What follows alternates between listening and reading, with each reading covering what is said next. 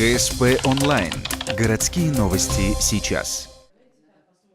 Пятница, 14:00, городская администрация, заседание санитарно-эпидемиологической комиссии. Из-за роста заболеваемости на этой неделе были закрыты все школы, учреждения дополнительного образования и отменены массовые мероприятия в помещениях. Сегодня должны были принять решение о снятии или продлении карантина. По итогам доклада главврача детской больницы волна заболевания падает. В течение данной недели мы наблюдаем снижение заболеваемости по обращаемости.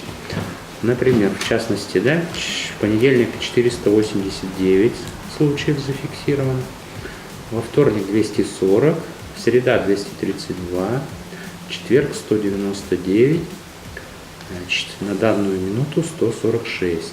В целом, количество заболевших детей и подростков не превышает допустимой нормы. Детские сады на карантин закрывать не будут. Принимают все профилактические меры, в том числе отказ от общих мероприятий дошколят в самом учреждении. Под волну заболеваемости попали и не все школьники. Статистика удовлетворительная. И на период приостановки сегодня у нас по школам процент заболеваемости от общего количества обучающихся 12%.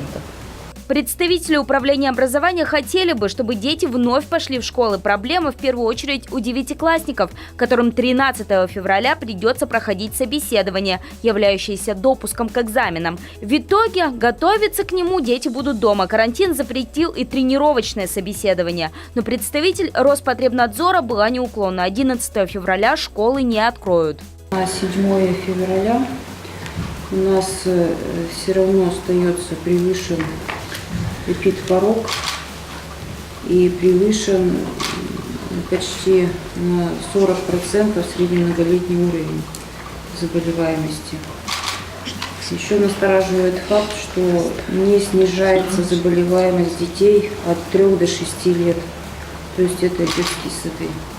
Карантин в школах продлится до 12 февраля включительно, пока предварительно 13 февраля школьники вернутся к урокам. Накануне это решит заседание санитарно-эпидемиологической комиссии.